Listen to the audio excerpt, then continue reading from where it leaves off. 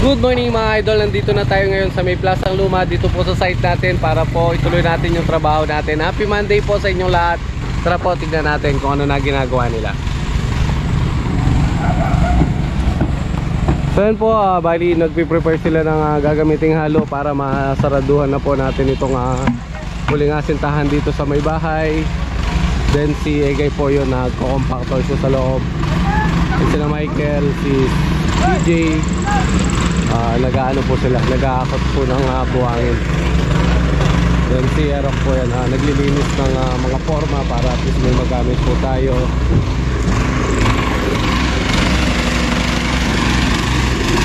Then si Egay, nagko-compactor siya.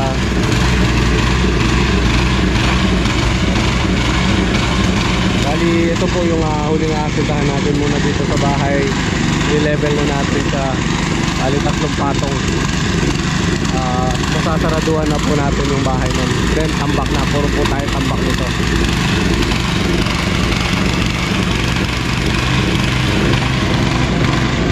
So kapag hinihintay po natin yung tambak na in-order natin, siguro baka magpapadam na tayo dito kung kaya naman yung tatlo na para at least hindi po tayo ganong naghihintay.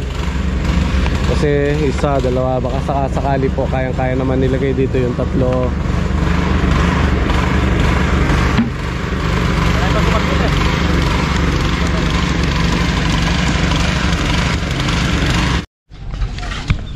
So yun mga idol, bali bumalik kasi tayo ng cut off disc. So yun, number 14. So 250 po siya sa hardware. So ito po siya dahil manipis na, maliit na yung ating cut off disc. So pinalitan na natin. Then ayan po, nag-aasintada na sila dito. Bali nakukulong na po nila itong ano ng ating bahay. Anak ko rin maglagari, mamukulat po pwede yung masisiyana. Masisiyana. 17 yata yan. Slice, baka pwede rin slice yan.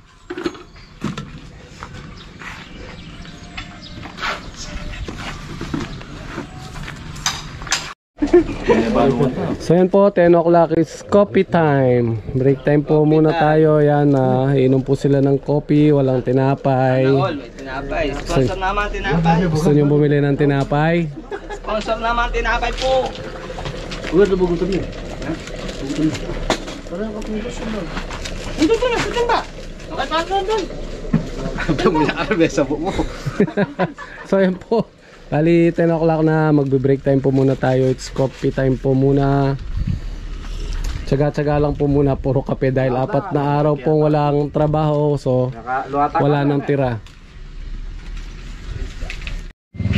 So yan po mga lods, namitas tayo ng ang tawag nito, duhat. Andito po tayo ngayon sa may San Juan Banyo para po tingnan yung property na binebenta nila dito. So yan po, napaka-presko, ang daming mga grafted fruits po. Kaya namitas tayo ng duhat. Napakatamis po ng duhat nila dito. May mga sampalok, bayabas, dami po. So hintayin lang po natin yung buyer natin na dumating siya dito.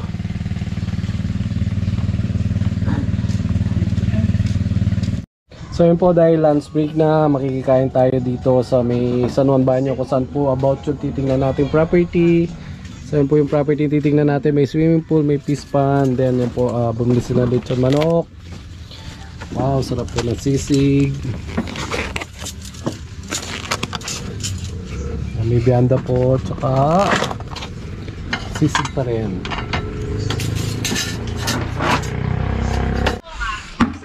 So mga idol, bumalik na po tayo dito sa site. So ito, palatadahan na ni Michael itong ating Poso Negro para po matakpan na natin.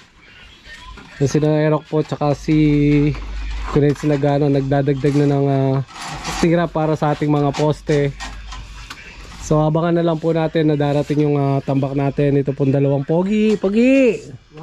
So sila po yung naghahalo.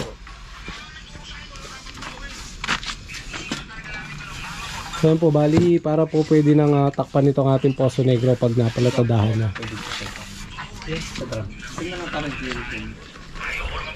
So bali po kanina may dumating na semento na 30 piraso tsaka buhangin.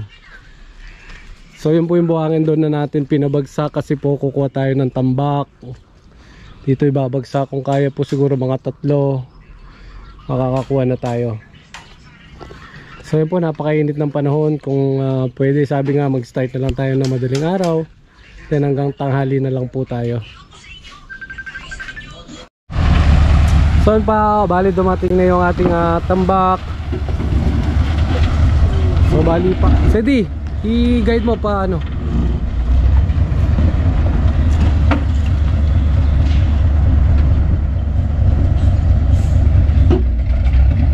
Pagilid mo sa pader.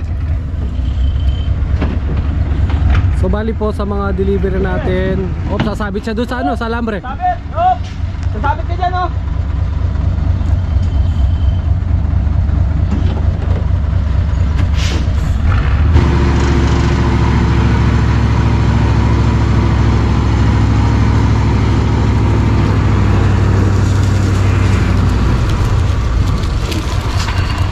Yeah, bante! Bante! Diretso! Diretso! Hop! May tinigil! Sige ah. Dam na, dam.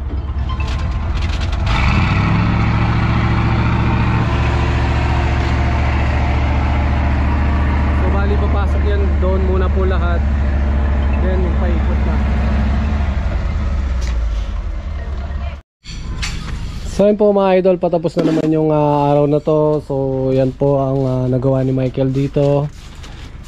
Pinapalatadahan po niya yung ating Poso Negro. Then dumating na rin yung tambak natin, nag-aakot na sila.